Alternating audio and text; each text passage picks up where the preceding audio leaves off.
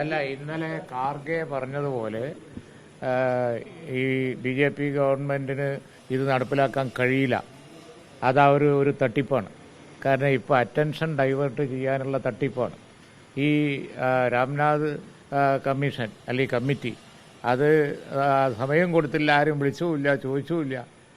അങ്ങനെ പെട്ടെന്ന് തട്ടിക്കൂട്ടിയ റിപ്പോർട്ട് കൊടുത്ത് കബിനറ്റ് അംഗീകരിച്ച് ഞങ്ങൾ അടുത്ത പാർലമെൻറ്റിൽ മുന്നോട്ട് പോകും എന്നുള്ള നിലയിലുള്ള ഒരു ആറ്റിറ്റ്യൂഡാണ്. പറയേണ്ടിയോടത്ത് RSPയും പറഞ്ഞു, ലീഗും പറഞ്ഞു, എല്ലാ കക്ഷികളും പറഞ്ഞു, ലോ കമ്മീഷനും ഇലക്ഷൻ കമ്മീഷനും. ഞങ്ങളുടെ 2 പ്രതിനിധികൾ തന്നെ നിരന്തരം, ലീഗിനെ പറ്റി പറയുമ്പോൾ IMLൻ്റെ പ്രതികൾ നിരന്തരം ആ മീറ്റിങ്ങിൽ 2 ലീഡേഴ്സിനെ ഞങ്ങൾ പറഞ്ഞയച്ചിട്ടുണ്ട്. ഇത് BJPക്ക് വേണ്ടി ഒരു ഐവാഷിംഗ് നടത്താൻ വേണ്ടിയുള്ള ഒരു ഏർപ്പാടാണ്. അത് ഇന്ത്യയിലെ പ്രധാനപ്പെട്ട ദേശീയ പാർട്ടികൾ പലരും ഗൗരവത്തിലെടുത്തിട്ടില്ല.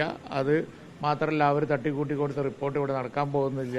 അത് തട്ടിപ്പാണ് എന്നാണ് കോൺഗ്രസിൻ്റെ ഉൾപ്പെടെ ഞങ്ങളുൾപ്പെടെ എല്ലാവരുടെയും.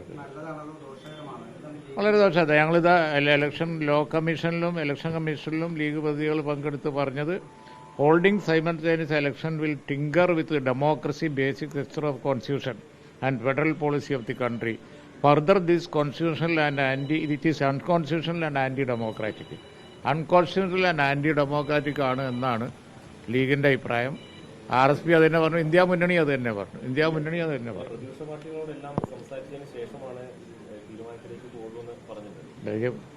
അതാ ഇന്നലെ അതിന് മറുപടി കോൺഗ്രസ് പറഞ്ഞിട്ടുണ്ടല്ലോ. കോൺഗ്രസ് അതിനെ ശക്തിയായിട്ട് എതിർക്കുകയാണ്. മാത്രമല്ല, ഇത് തട്ടിപ്പാണെന്ന് അവർ പറഞ്ഞു. എന്തപ്പോൾ മുസ്ലിം ലീഗിൻ്റെ മാത്രം നിങ്ങൾക്ക് ഇത്ര താല്പര്യം?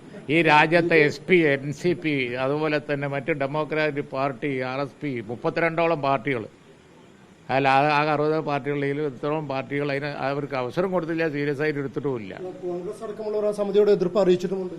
ഇതിലെ പ്രധാന ഇഷ്യൂ ഇന്ത്യയിൽ പിന്നെ ഈ ഇലക്ഷൻ സൈമൾട്ടേനിയസ് ഇലക്ഷനെ ഞങ്ങൾ എതിർത്തോ ഇല്ല, ഞങ്ങളൊക്കെ എതിർത്തിട്ടുണ്ട്. കോൺസ്റ്റിറ്റ്യൂഷണലായിട്ട് വെച്ച 2 കമ്മിറ്റിയിലും സ്ട്രോങ് ആയിട്ട് ഒപ്പീനിയനും പറഞ്ഞിട്ടുണ്ട്.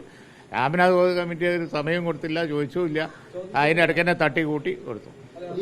അത് മതി. പിന്നെ വേറെ അജണ്ടയും കൊണ്ട് നടക്കുന്നവർക്കൊക്കെ മറുപടി പറയാൻ ഞങ്ങൾക്ക് കഴിയില്ല.